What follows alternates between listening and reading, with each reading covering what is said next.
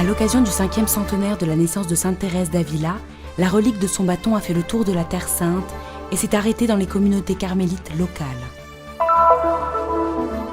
Mémoire et espérance dans un livre témoignage sur l'Holocauste présenté au siège de la custodie de Terre Sainte à Jérusalem. Le village de Taïbé, antique cité d'Éphrem, est la seule localité de Cisjordanie entièrement chrétienne, avec des sanctuaires qui nous rappellent les origines et la piété des fidèles d'aujourd'hui. La première édition de la Semaine de la gastronomie française en Palestine a réuni des chefs français et palestiniens, un échange de techniques et de saveurs. Un jumelage musical a fait venir en Terre Sainte un chœur italien qui s'est produit à Bethléem et Jérusalem, avec le chœur de l'Institut Magnificat qui a rendu hommage à son fondateur.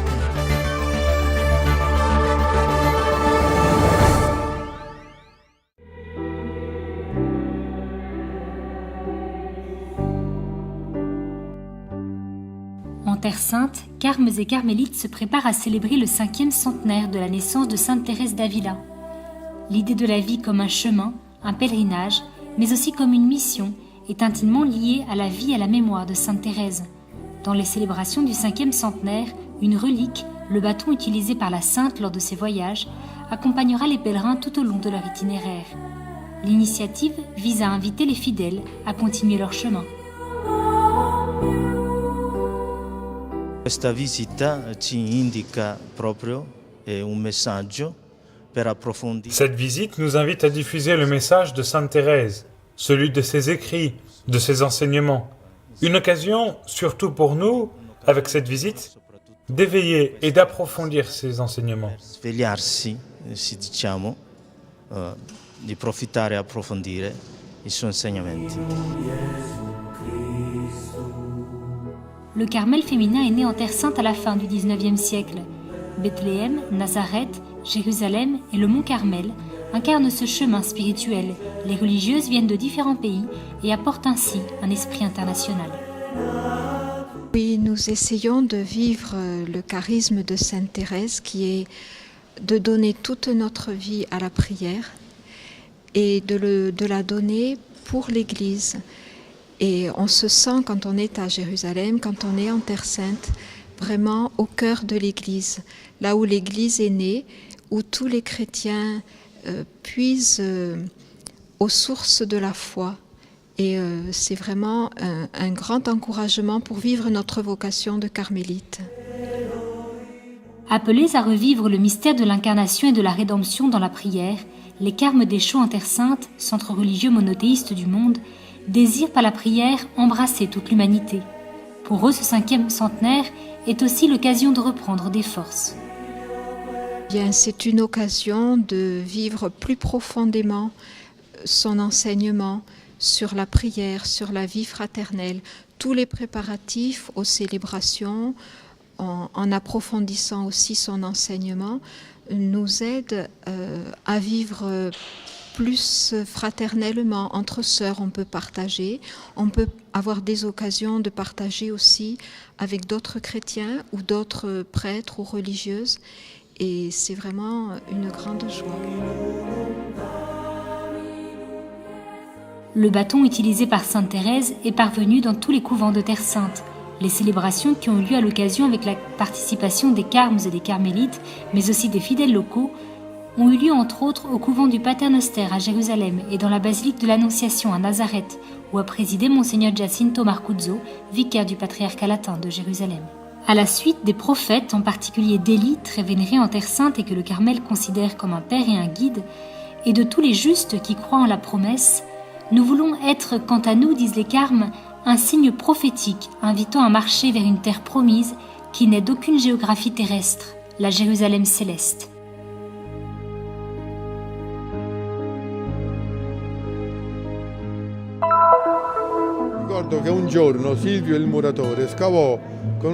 Je me souviens d'un jour où Silvio le maçon creusait avec une pioche un trou dans la grotte où nous étions, à gauche de l'entrée. Au bord du trou, un tronc de couleur verdâtre où ma mère avait caché ses objets les plus chers. C'était tout ce qui restait de notre richesse, englouti par la méchanceté du monde. Mon pauvre père avait déjà été enlevé par la guerre et notre famille détruite par sa violence implacable.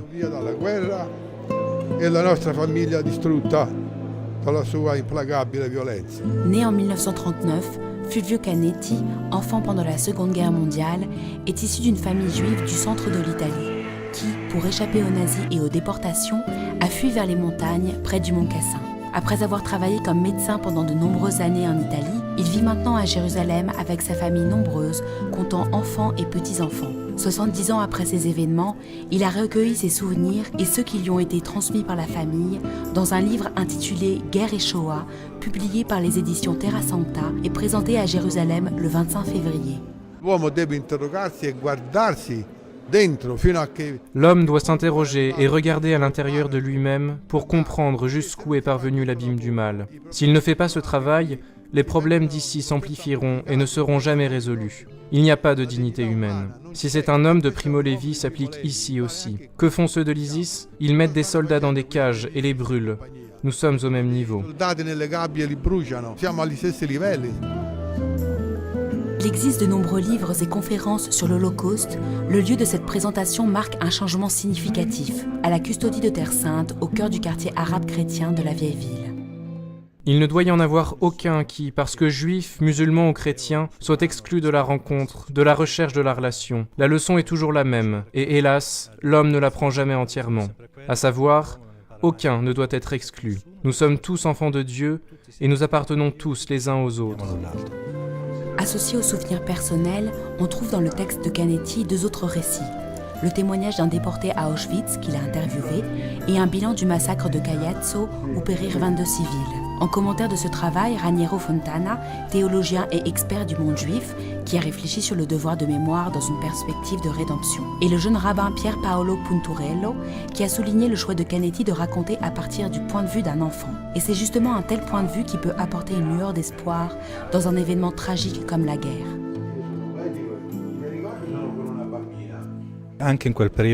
Même à cette terrible et sombre époque, il y a eu des pages lumineuses. Les connaître nous aide à trouver des pages de lumière, même dans la vie actuelle et dans les drames que le Moyen-Orient connaît aujourd'hui. Noi dobbiamo essere ottimisti, dobbiamo credere.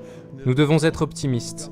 Nous devons croire en l'homme et en ce qu'il a de meilleur. C'est seulement ainsi que nous pouvons résister et vaincre le mal qui est en nous. Che è presente in noi.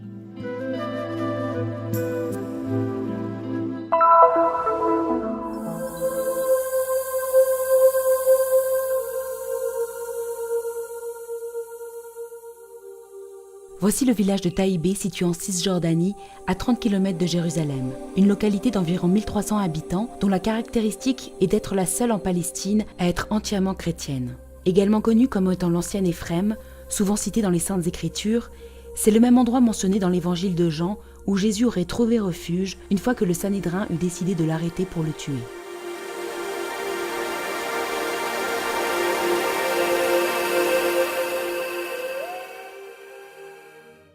Aujourd'hui, nous sommes invités à entrer dans ce village et à en découvrir le panorama chrétien présent. La présence chrétienne est signalée ici depuis les premiers siècles. Père Aziz Alaoué, de la paroisse latine, nous conduira dans ce pèlerinage. Premièrement, nous nous rendons auprès des ruines de l'ancienne église byzantine du 5e siècle, l'église Saint-Georges ou Saint-Élias comme on l'appelle, mise à jour par les fouilles menées entre 2000 et 2009 par les archéologues français.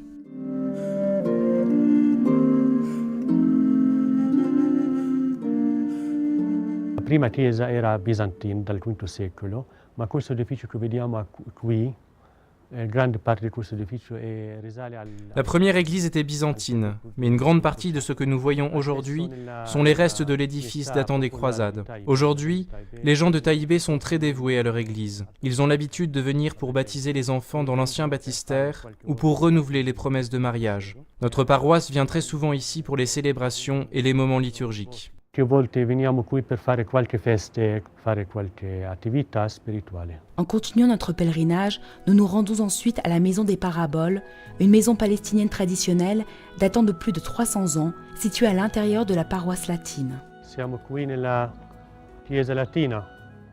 Nous sommes ici dans l'église latine. Juste en face de nous, nous avons la maison des Paraboles qui nous aide à comprendre l'évangile et ses paraboles. Entrons maintenant pour la découvrir. Adesso possiamo entrare e vedere tutto dentro.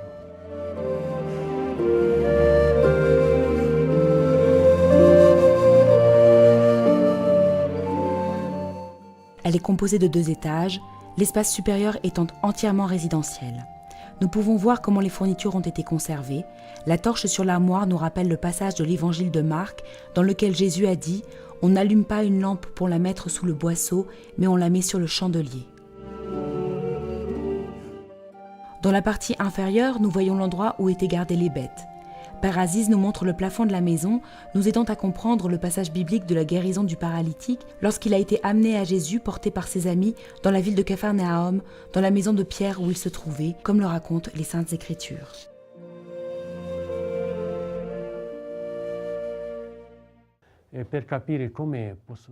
Pour comprendre comment il était possible de creuser le plafond d'une maison aussi grande que celle-ci, nous devons regarder ce trou qui a été utilisé pour faire descendre les éléments du plafond. Il est possible que ce trou préexistant ait été utilisé pour faire parvenir le paralyptique jusqu'à Jésus.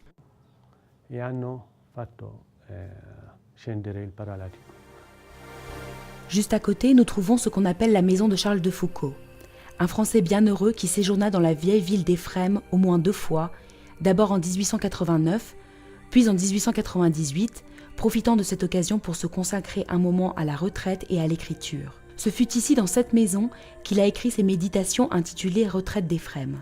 Charles-Eugène de Foucauld, né à Strasbourg en 1858 et assassiné en 1916 lors d'un vol, a été béatifié par le pape Benoît XVI le 13 novembre 2005. Cette maison conserve la mémoire de sa présence et est très demandée par des groupes de pèlerins et congrégations qui souhaitent faire une retraite en prière.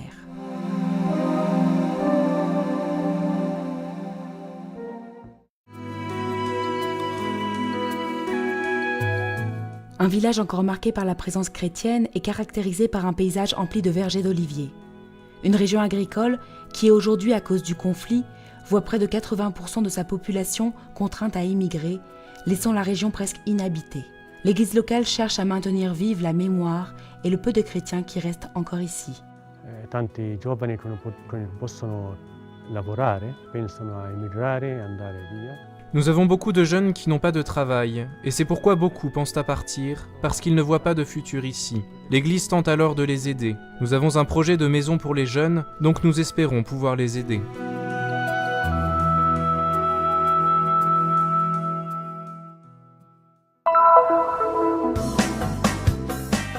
Du 16 au 19 février, la semaine de la gastronomie française en Palestine, organisée par le Consulat général de France et l'Institut français de Jérusalem, a invité des chefs français à venir cuisiner dans des établissements à Jérusalem, Ramallah et Bethléem.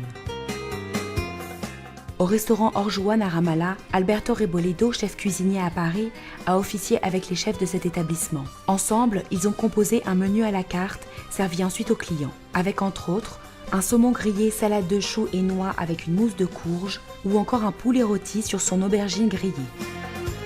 Une boulangère venue de Paris, Wafa Lamri, a également pris part à cette semaine si spéciale, transmettant son savoir-faire aux équipes sur place. Le pain et la viennoiserie français ont fait leur apparition à Orjouan. C'est une expérience et un incroyable apprentissage pour nous, avec chef Wafa et chef Alberto. La boulangerie Orjouan a changé pour toujours et ne sera plus jamais la même. Ce que nous avons appris de cette semaine est incroyable. Les gens, ils ont vraiment soif d'apprendre. Ils sont super intéressants. Ils veulent découvrir tout. Alors, si ça aurait été un mois, je serais restée un mois avec plaisir à leur apprendre encore plus de choses et partager plus de choses avec eux. Le projet de cette semaine gastronomique était double. Que les chefs français transmettent certes leur savoir-faire, mais qu'ils puissent aussi découvrir la cuisine palestinienne. Nous avons beaucoup appris d'Alberto et de Wafa sur les techniques françaises pour associer les plats palestiniens à la cuisine française et pour ensuite réaliser des plats qui unissent nos deux cuisines. Plein de choses que je ne connaissais pas. Comme quoi? Comme les attar, le yaourt en roc, ça c'est incroyable. Les tahines et les préparations après qu'ils font avec, forcément, parce que bon, tu peux me donner un truc comme ça, je ne saurais pas quoi faire. Et eux, petit à petit, ils me montrent comment ils le travaillent. Lieu de rencontre et de partage, la cuisine a permis aussi de constater ces différences, tant en cuisine qu'en salle. Au moment sur le menu, on a un saumon que je sers mi-cuit. Et bon, ici, ils n'ont pas trop l'habitude de manger mi-cuit. Donc hier, au service du soir, on s'est fait renvoyer 4 assiettes pour pouvoir... ils demandaient une récuisson du poisson. Après, forcément, on l'a fait. Moi, et même ce soir, je le servirai à mi-cuit. Je veux le proposer. C'est comme ça que ça se mange. Pour cet établissement palestinien, recevoir un chef cuisinier et un artisan français leur a permis de faire un très grand pas en termes de technique et d'efficacité. Un apprentissage qui s'illustre dans leur cuisine dès à présent.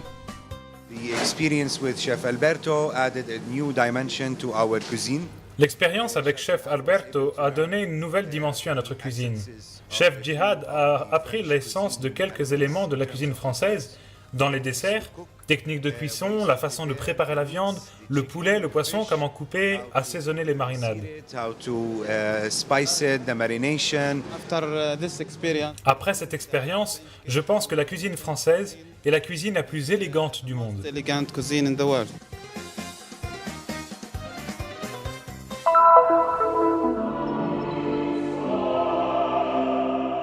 C'est une grande émotion. La joie la plus grande est de voir non seulement épatant qu'ils se souviennent du travail autrefois accompli, mais surtout que ce qui a été enseigné et construit continue. Ce n'est pas une œuvre personnelle, c'est l'œuvre de toute la custodie. Et la custodie a fait sien tout ce que j'avais moi-même commencé avec un grain de folie. 2 concerts sur 2 toiles de fond uniques. Jérusalem et Bethléem, 2 villes intimement liées l'une à l'autre, comme l'est la région des Marches en Italie centrale avec la Terre Sainte. Ce pont est l'œuvre du frère franciscain Armando Pierucci, lui-même des Marches, organiste du Saint-Sépulcre depuis 30 ans et fondateur en 1995 à Jérusalem de l'Institut de musique Magnificat. Une relation qui a conduit la chorale italienne Gaspare Spontini à s'unir au cœur de la custodie de Terre Sainte pour 2 représentations qui ont eu lieu les 24 et 25 février. Tout est né du projet de l'Avent intitulé « Concert de la paix », parce que nous, Italiens, nous croyons que l'Institut Magnificat est un miracle unique au monde.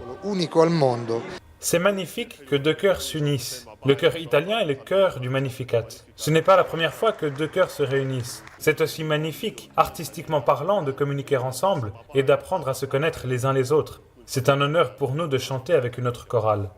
Depuis au moins une dizaine d'années, ce groupe aide énormément le Magnificat. Ils ont financé plusieurs projets, nous soutiennent dans notre concours de violon et de violoncelle.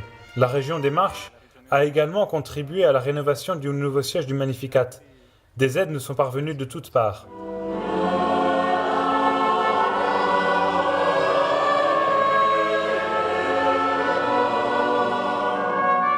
Au programme des concerts, des titres écrits par le père Pierucci et des œuvres de Gaspare Spontini, compositeur des marches du XVIIIe siècle, ainsi qu'un morceau de Livia Bella et du célèbre Panis Angelicus de Franck. Parmi les solistes, le baryton Giampiero Ruggeri et le trompettiste Marco Lorenzetti. Ce fut une expérience merveilleuse, également parce que certaines des langues utilisées dans les chants étaient nouvelles, aussi bien pour nous que pour ceux du chœur Magnificat. Il y avait du latin, de l'arabe, de l'italien. Et ce mélange de prononciation a véritablement enrichi l'aspect musical de la soirée. L'événement fut aussi en quelque sorte un message de bienvenue au père Armando en Terre Sainte et le passage du flambeau au nouveau directeur. C'est un sacré flambeau à reprendre, mais je ferai de mon mieux pour continuer ce beau travail qui a déjà donné beaucoup de fruits. Nous ferons tout pour continuer à porter du fruit, pour nourrir les gens et pour que la musique et le Magnificat puissent continuer à inspirer le plus grand nombre.